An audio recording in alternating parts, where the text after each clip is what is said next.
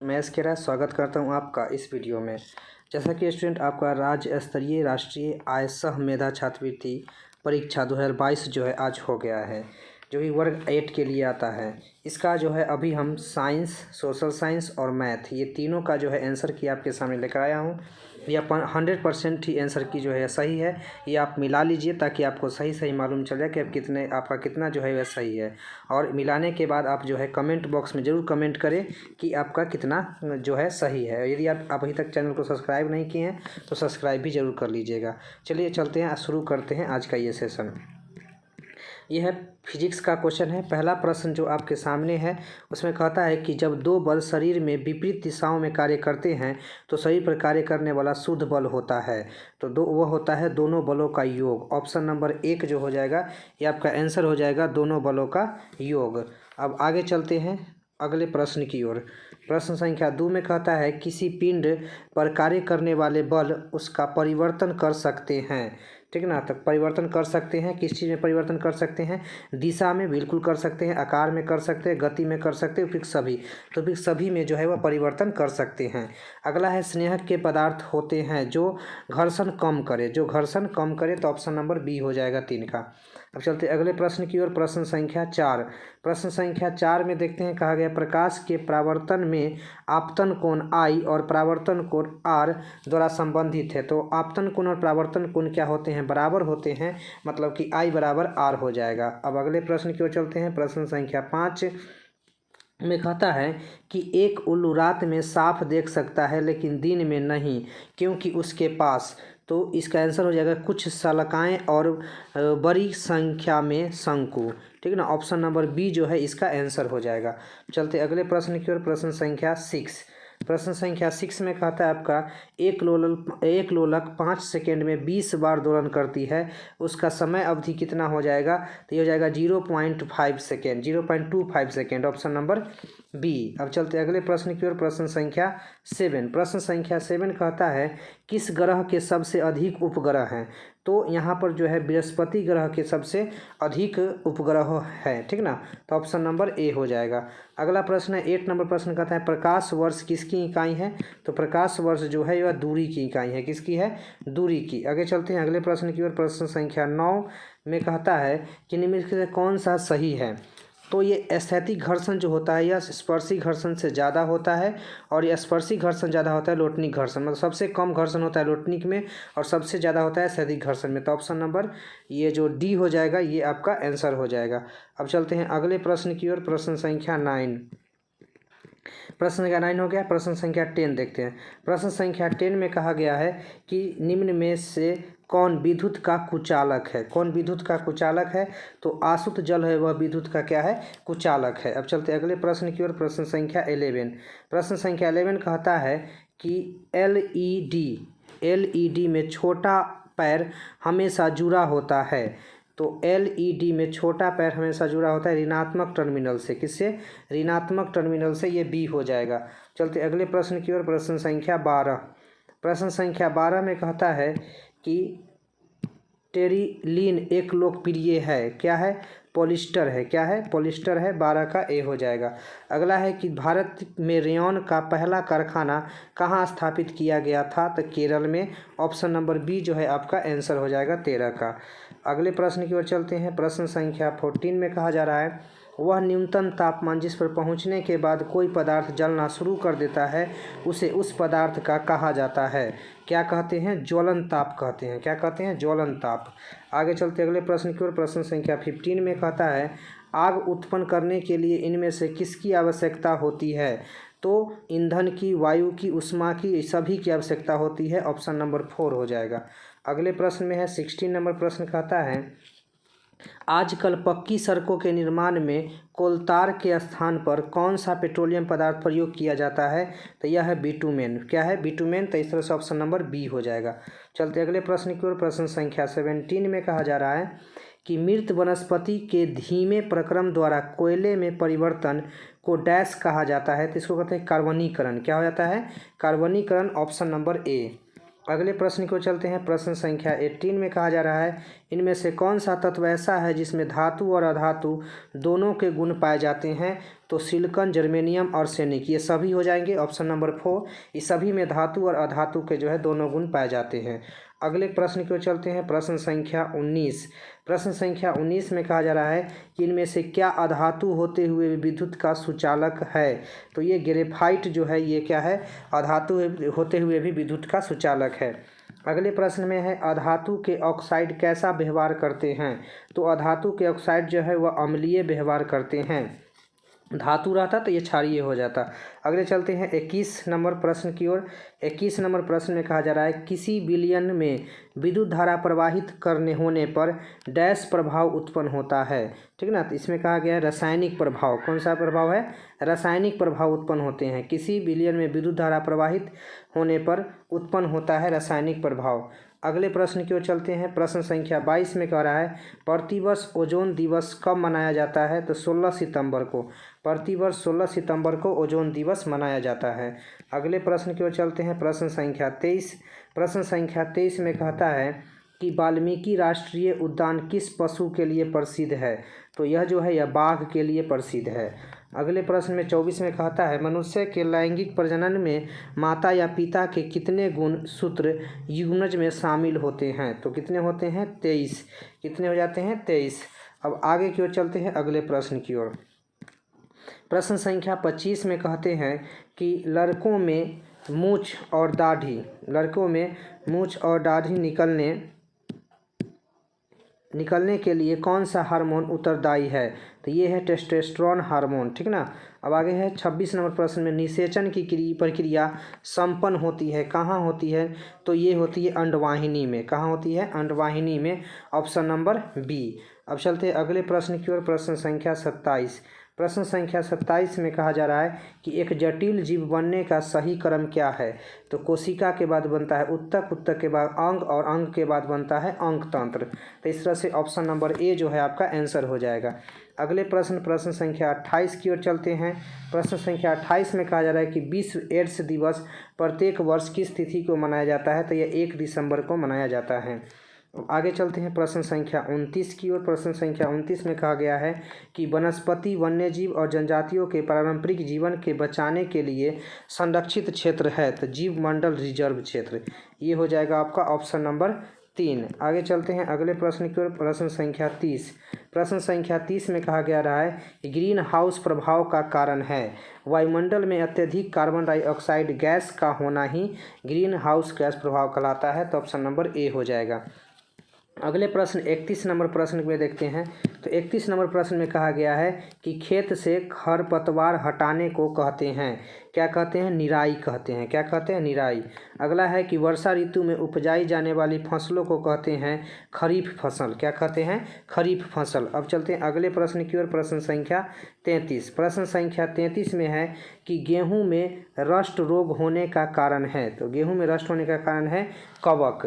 अगला प्रश्न है 34 प्रश्न है कि जीवों में निरंतरता के लिए आवश्यक है, क्या है? तो प्रजनन जो है ये आवश्यक है।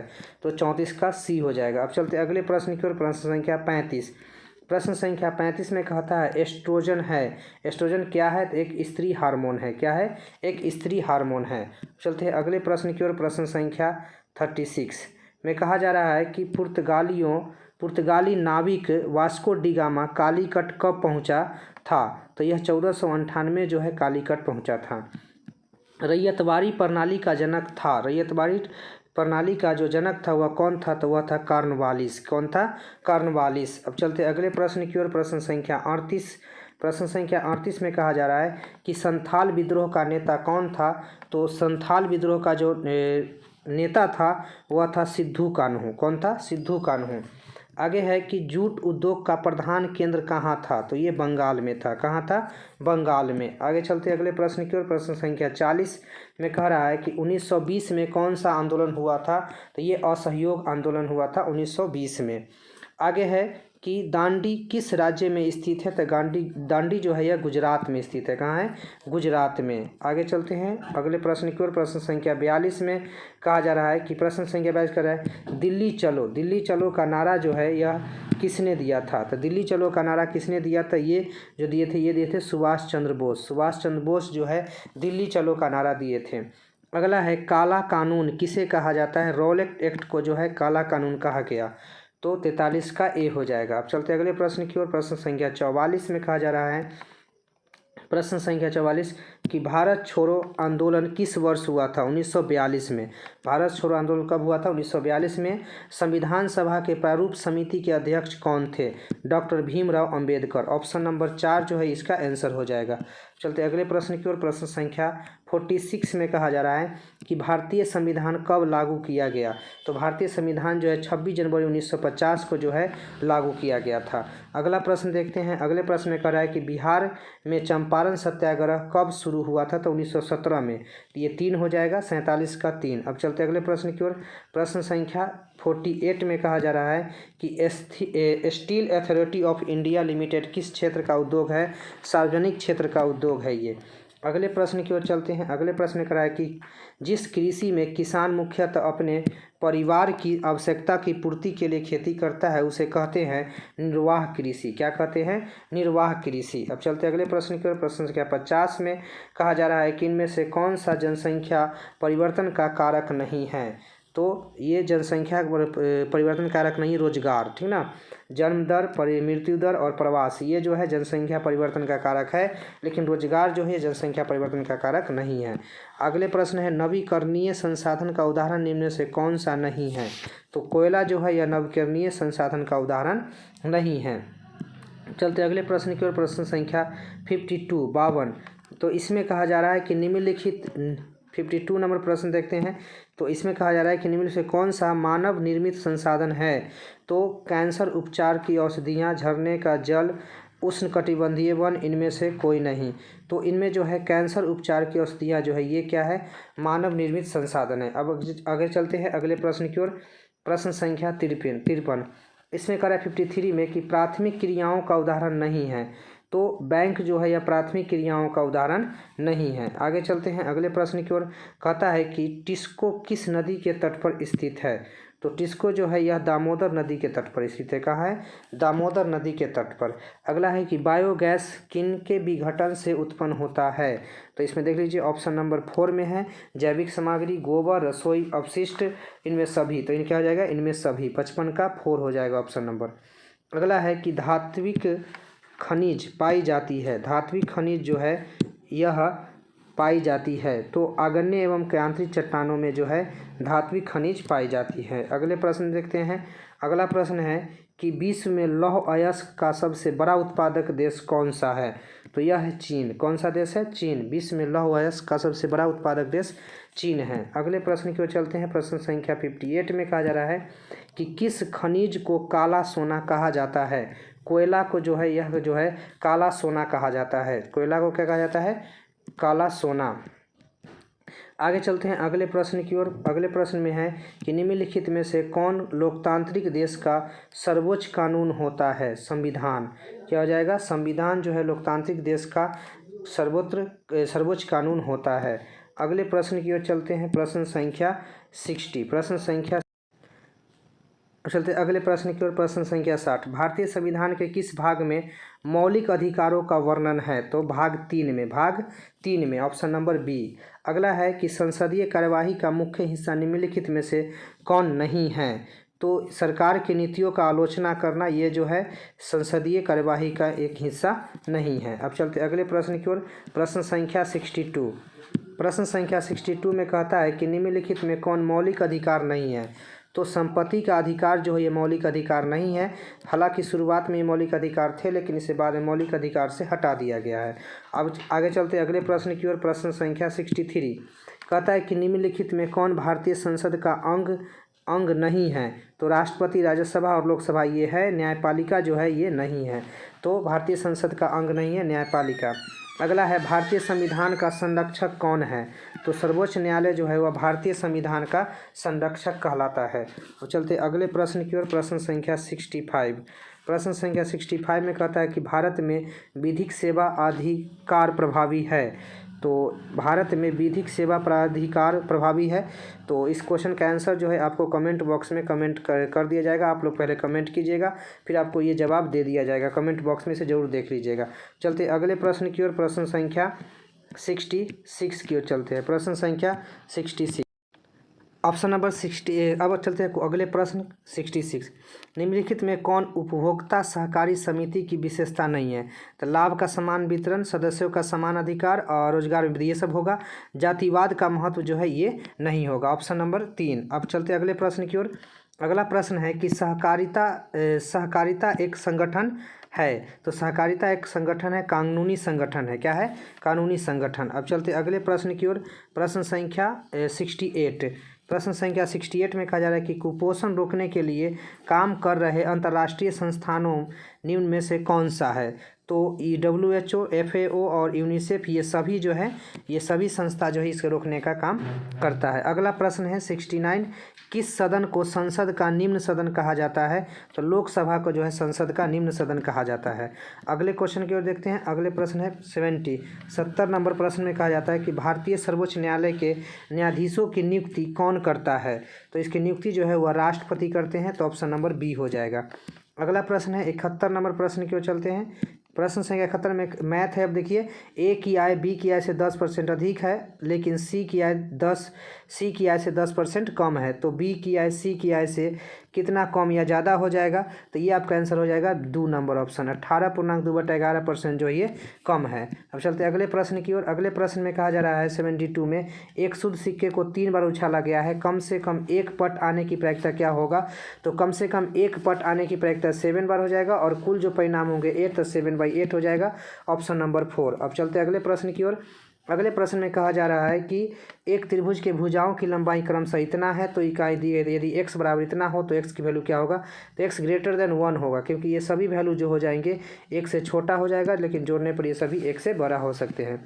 आगे चलते हैं अगले प्रश्न की ओर। प्रश्न संख्या 74 में कहा जा रहा है कि x + 1/x = 2 है, तो x के पावर 8 + x के पावर 1/8 का वैल्यू क्या होगा? तो 2 ही रह जाएगा, 2 हो जाएगा। अगले प्रश्न को चलते हैं। कहता है 75 25 × 3 के पावर x है, ठीक है ना, बराबर 9 × 5 के पावर x है। तो इसमें x की वैल्यू क्या हो जाएगा? तो x की वैल्यू 2 हो जाएगा, ठीक है ना। 5 का स्क्वायर करेंगे तो 25 हो जाएगा। अब चलते हैं अगले प्रश्न की ओर। प्रश्न संख्या 76। प्रश्न संख्या 76 में कहता है एक घनाभ जिसकी विमाएँ 16 मीटर, 11 मीटर और 8 मीटर है को पिघलाकर एक बेलन बनाया गया जिसके आधार की त्रिज्या 4 मीटर है। बेलन की ऊंचाई क्या हो जाएगी? तो जब पिघलाकर बनाया गया इसकी आयतन जो है वो बराबर हो जाएगा। तो आप फॉर्मूला लगा सकते हैं, बेलन का आयतन πr²h, और बराबर ये तीनों जो लंबाई दी गई इसको गुना करके बराबर कर दीजिएगा, त्रिज्या की वैल्यू डाल दीजिएगा, तो आपका वैल्यू जो है वो आर की वैल्यू आ जाएगा कितना, एच की वैल्यू कितना आ जाएगा? 28 मीटर। ऑप्शन नंबर ए जो है ये आंसर हो जाएगा। चलते अगले प्रश्न की ओर। प्रश्न संख्या 77। प्रश्न संख्या 77 में कहता है एक व्यक्ति की मासिक आय 24,000 है, उसके बच्चे की पढ़ाई का मासिक खर्चा 2500 है। पढ़ाई के खर्च को पाई चित्र में निर्मित करने के लिए त्रिज्या खंड का केंद्रीय माप क्या है? देखिए, पाई में जब दर्शाएंगे तो ये पूरा जो जाएगा गोल, ये आपका 360 डिग्री का हो जाएगा। अब इसमें से 2500 जो होगा वह 37.5 डिग्री के बराबर होगा। तो ऑप्शन नंबर 2 जो है ये आंसर हो जाएगा 77 का। अब आगे चलते हैं 78 नंबर प्रश्न। 78 में ABC त्रिभुज का जो है ये निर्देशांक दे दिया गया है, और आपसे त्रिभुज का क्षेत्रफल पूछा गया है, तो इसका क्षेत्रफल निकालने पर 2 होगा। तो ऑप्शन नंबर 4 हो जाएगा, 78 का ऑप्शन नंबर 4। आगे चलते अगले प्रश्न की ओर। प्रश्न संख्या 79। एक त्रिविमीय आकृति EFV किनारों, फलकों और शीर्षों की संख्या निरूपित करता है। यदि ई बराबर इतना, बी बराबर इतना, एफ बराबर की वैल्यू कितना होगा? तो आप लोग को बताया गया था कि किनारा जो होता है, किनारा बराबर फलक प्लस शीर्ष, फलक प्लस शीर्ष -2, ये एक रिलेशन होता है इसमें, ठीक है ना। एक सेकेंड, तो इसमें आपको बताया गया था कि एक रिलेशन होता है किनारा बराबर फलक प्लस शीर्ष -2। तो इस फॉर्मूला पर बैठाइएगा तो आपका आंसर जो है 6 आ जाएगा। ऑप्शन नंबर 2, ऑप्शन नंबर 2 इस तरह से 6 जो है इसका आंसर हो जाएगा 79 का। आगे चलते हैं अगले प्रश्न की ओर। प्रश्न संख्या 80 में कहा जा रहा है कि एक छात्रावास में 75 छात्रों के लिए 24 दिनों का भोजन उपलब्ध है। 15 छात्र छात्रावास छोड़ देते हैं तो कितने दिन का भोजन जो उपलब्ध है, तो 30 दिन का भोजन जो है उपलब्ध है। 75 जो है वह 24 दिन तक भोजन करेगा, और अगर 15 को छात्रावास चल जाएगा तो कितने बचेंगे 60, और इसको काट दीजिएगा 4 और ये 5 से, और ये फिर हो जाएगा 6 बचे 30 दिन, ठीक ना। ऑप्शन नंबर 2 हो जाएगा इस 80 का। चलते अगले प्रश्न की ओर। प्रश्न संख्या 81 में कहा जा रहा है कि ए एक कार्य को 15 दिन में करता है, बी की क्षमता 50% अधिक है, इसका मतलब बी क्या दिन में करेगा 10 दिन में। तो ए 15 दिन में कर रहा है और बी करेगा 10 दिन में, तो दोनों मिलकर कार्य को कितने दिन में करेंगे, तो 6 दिन में करेंगे। अब यहाँ पर ऑप्शन ही नहीं है 6 दिन, तो इस क्वेश्चन को आप लोग जो है निगेट कर दीजिएगा। चलते अगले प्रश्न की ओर। प्रश्न संख्या 82 में कहा जा रहा है कि एक व्यक्ति 2 वस्तुओं को प्रत्येक को 2790 रुपये में बेचता है। एक पर उसे 10% का लाभ होता है और दूसरे पर उसे 10% की हानि होती है। पूरे लेन देन में क्या होगा, तो उसे 1% की हानि होगी। ऑप्शन नंबर 3 जो है ये आंसर हो जाएगा। आगे चलते हैं अगले प्रश्न की ओर। प्रश्न संख्या 83। 4 अंकों की से बनी सबसे बड़ी एवं सबसे छोटी संख्याओं का अंतर क्या हो जाएगा, तो 8853 हो जाएगा। 4 अंकों की सबसे बड़ी संख्या देखिए भिन्न भिन्न अंकों से कहा जा रहा है, 4 विभिन्न अंकों से, तो 9, 8, 7, 6 ये हो जाएगा। सबसे छोटा जो हो जाएगा 1023। इस तरह से इसको घटाइएगा तो आपका इतना आंसर आ जाएगा। अब चलते अगले प्रश्न की ओर। प्रश्न संख्या 84। प्रश्न संख्या 84 में कहा जा रहा है कि 9 के पावर 4 एवं 3 × 4 के पावर 9 के बीच पूर्ण वर्गों की संख्या n है, तो n का मान कितना हो जाएगा। तो n की वैल्यू यहाँ पर पूछा जा रहा है, तो n की वैल्यू जो यहाँ पर हो जाएगा, तो इसमें जो है आपका 84 नंबर में इसमें देखिए ऑप्शन मिसप्रिंट है, या फिर जो भी है आप देख लीजिएगा, लेकिन ऑप्शन मिसप्रिंट ही लिख रहा है, ठीक ना। तो इसमें सही आंसर नहीं यार, फिर इसको जो है कुछ और वैल्यू, लेकिन इसमें आप निकालिएगा तो लगभग 81 का स्क्वायर इधर आ जाएगा, और उधर जो है आपका 256 आ जाएगा, जिसका डिफरेंट जो है दोनों के बीच में 176 संख्या आता है, जो कि 176 का वहाँ पर स्क्वायर हो सकता था। अब चलते हैं अगले प्रश्न की ओर। अगले प्रश्न में कहा जा रहा है प्रश्न संख्या 85 में कि एक संख्या का 75% 150 है, तो 75 दूना कितना हो गया 150, तो 89% आपसे पूछा जाए तो 89 का 2 गुना कर दिए 178 हो जाएगा। तो ये 2 जो है आपका आंसर हो जाएगा, 85 का 2 हो जाएगा। चलते अगले प्रश्न की ओर। प्रश्न संख्या 86। प्रश्न संख्या 86 में कहा जा रहा है संख्या 1, 2, 3 को 100 को एक पंक्ति में इस प्रकार सजाया गया कि 2 संलग्न स्थानों पर स्थित संख्याओं का अंतर कभी भी 50 से कम नहीं हो। यदि इस प्रकार सजावटों की संख्या n हो तो n का मान क्या होगा। तो ऐसे हम मान जो है नहीं निकाल सकते हैं, एक भी मान जो है संभव नहीं हो पाता है। आगे चलते हैं अगले प्रश्न की ओर। अगले प्रश्न में कहा गया है कि 2 पलकों वाले मानक तराजू द्वारा 1 ग्राम से 100 ग्राम तक के पूर्णांकों ग्रामों में किसी भी स्वर्ण के वजन के लिए कम से कम x बंटवारों की आवश्यकता है, जहां सभी बटखरे तराजू को बाएं पल्ले पर रखे जाते हैं। तो x की वैल्यू, अब देखिए यहाँ पर x की वैल्यू तो हम 5 ही दे सकते हैं, लेकिन यहाँ पर 5 का ऑप्शन नहीं है, तो आपका ये हो सकता है 9 लिया गया होगा, 1 से लेकर के 9 तक का, तो ये उसका आंसर जो है 9 हो सकते हैं, ठीक ना। अब जगह चलते हैं अगले प्रश्न की ओर। प्रश्न संख्या 88। प्रश्न संख्या 88 में कहा जा रहा है कि 7 लगातार संख्याओं का औसत 83 है, तो सबसे बड़ी संख्या कौन सी होगी, तो वो हो जाएगी 86 हो जाएगा। अगले प्रश्न की ओर चलते हैं। अगला प्रश्न है यदि रूट अंडर ए बी, फिर उसी में रूट अंडर है b/a और इसमें है, तो इसका a का पावर b, a/b के पावर m है, तो इसका वैल्यू कितना हो जाएगा, तो m का जो वैल्यू हो जाएगा वो आ जाएगा 3/8, ऑप्शन नंबर ए। चलते अगले प्रश्न की ओर, और ये आपका लास्ट प्रश्न है। कह एक आयत की लंबाई और उसकी चौड़ाई के आधे के समान है। यदि आयत की परिमिति 90 मीटर है तो आयत का क्षेत्रफल क्या होगा। तो इसमें भी आपको जो है मिसप्रिंट है इस ऑप्शन का, इसमें भी 450 होना चाहिए, लेकिन इसमें 450 आपका ऑप्शन नहीं है। तो ये थे आपके कुल मिलाकर के 90 प्रश्न के आंसर, ठीक ना। तो इसे आप देख लीजिएगा, और यदि जो प्रश्न में आपको दुविधा हुआ है, ठीक ना, या जो प्रश्न का आंसर नहीं बताया गया है उसको इंग्लिश में देखा जाएगा। यदि इंग्लिश में सही हुआ तो आपको कमेंट बॉक्स में आंसर दे दिया जाएगा, अन्यथा वो जो है ऑप्शन ही गलत है। यदि इंग्लिश में भी आप मिला लीजिएगा, यदि सेम है तो ठीक है, ठीक ना। तो इसके देखने के लिए बहुत बहुत धन्यवाद। आप कमेंट बॉक्स में ज़रूर कमेंट कर दीजिएगा, और अपने दोस्तों के भी जो भी एग्ज़ाम दिए हैं उन्हें ज़रूर शेयर कर दीजिए, ताकि उन्हें भी अनुमान लग जाए। तो सब्सक्राइब करना नहीं भूलिएगा और लाइक ज़रूर कीजिएगा। धन्यवाद।